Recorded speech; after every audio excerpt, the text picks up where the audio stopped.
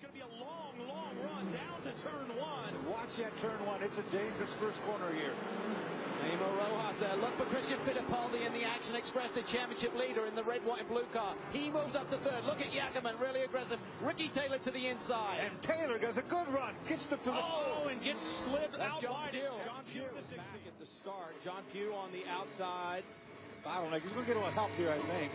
He does. Taylor forces Yackerman wide, and then he gets into Pugh. You can fit two through there. You cannot fit three. Taylor on the inside in the 10. Valiente did well there to tuck in behind them, but look at that. Nowhere to go for John Pugh. Wasn't his fault. Just 3 into 2 doesn't work. There's where some discretion, better part of valor. Somebody should have given up in that 3 right there.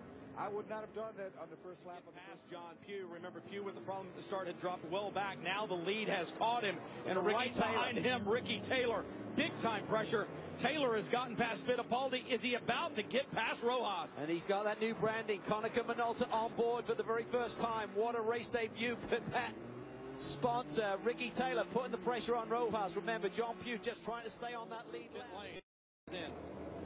Yeah, Ricky Taylor bringing the 10 car to a stop, handing over to his brother Jordan Taylor. This is the first time these guys are going to race together, just the two of them, and lots of damage at that right rear. The rear valance on the right side, also the diffuser damaged on this car. So listening to Ricky Taylor on the radio, he said the car is not as good as he thought it would be, then probably because of that damage. So fuel, tires, getting done with the 10 car here, a little bit slow on the right side. Fuel done, a little slow on that tire change on the 10 car. 42 car also in pit lane. Young Jordan Taylor behind the wheel of the number 10 right now, trying to take the fight to Scott Pruitt, but when Ricky Taylor was getting out of the car earlier, he said it wasn't as good a car as he wanted. Chris, does he still feel that way? Well, Jordan Taylor obviously in a good spot, but does he have the car to take the fight to Scott Pruitt? And Ricky, you were behind the wheel of the 10 car when you got quite a few hits from that 42. Gustavo Yackerman did quite a bit of damage to the rear diffuser on the 10. How's the car? Bless him. He's trying really hard, as we all are. He's just trying for any advantage he can get. It's tough to pass here, so he's just trying really hard. Just glad he didn't damage any of our new Konica Minolta pretty decals, but the damage to the diffuser, is that hurting the handling? I didn't feel it. I mean, the track is pretty hot and greasy right now, so everybody's sliding around, and the corners are so slow, so we're not really using that much of the downforce, so it's not affecting us too badly.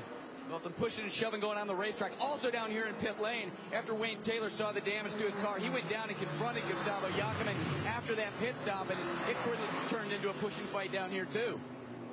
Well, I'd love to have seen that. Wayne, hopefully he took his pretty sunglasses off first. well, they matched the nice blue on the car. Wayne is a good friend of ours, and we give him grief on a regular basis because we can. Well, of course we do. But right now, it's Jordan Taylor who's trying to give Scott Pruitt some grief.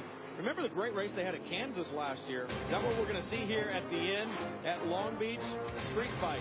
It continues. And Jan Magnussen having a great run in GTLM.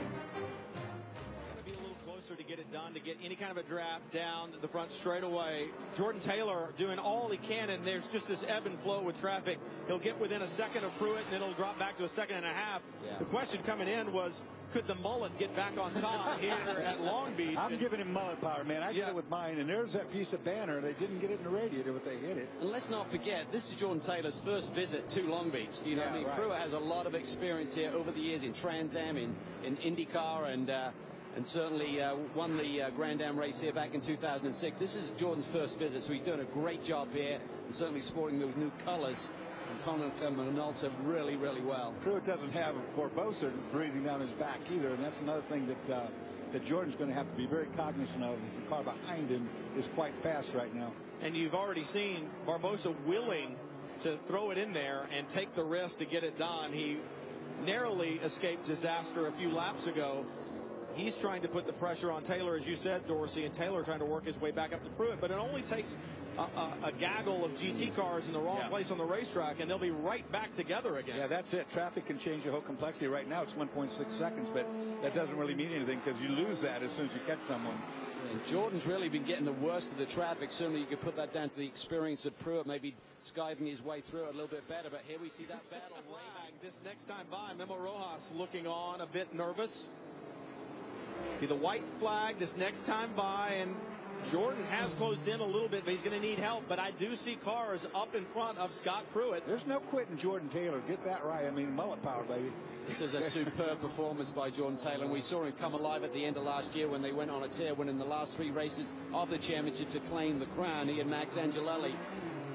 And Jordan Taylor, I think he really came alive. That race at Kansas City, Brian, that was really a statement that he made there. Holden Pruitt at bay. White flag, 1.9 miles to go. Scott Pruitt needs clear sailing. I do see cars in front. Can Jordan Taylor take advantage of any traffic that may slow Pruitt down? He is running out of time. He's using the curbs, Calvin. He's using everything right now. He's coming. He's coming. You got one more time. Let's see what we have. Taylor pressing every corner, closing the gap. Pruitt's been here many times before, though. So much experience, so many championships under his belt. Only enough. I don't know that. I don't think they're going to catch this traffic in time for it to work for Jordan Taylor. It goes back to Lady Luck, but there is a group of cars right in front. They've already cleared the hairpin, so it's not going to work. But Taylor not giving up onto the front straightaway, out of the hairpin. Pruitt. Scott Pruitt, Memo Rojas, Ford EcoBoost. They take the victory at Long Beach in the inaugural Tudor United Sports Car Championship event here, the 40th running of the Grand Prix of Long Beach. Let's head down to Chris Neville with Jordan Taylor. Well, some of the other drivers making their way over to victory lane. Jordan Taylor coming in second today with his brother Ricky Taylor. And Jordan, for quite a while there, last 20 minutes of the race, you took a bunch of swings to try and get up to Scott Pruitt, but traffic just didn't go your way. Yeah, I mean, the Konica car was great. I mean, it's great to get a good finish for them for our first race, but we knew coming into it we didn't really have a chance to battle the 01 or 60 car, just because how well they were running at the track. So I think we basically won in our class, and we can look forward to Laguna with some good points.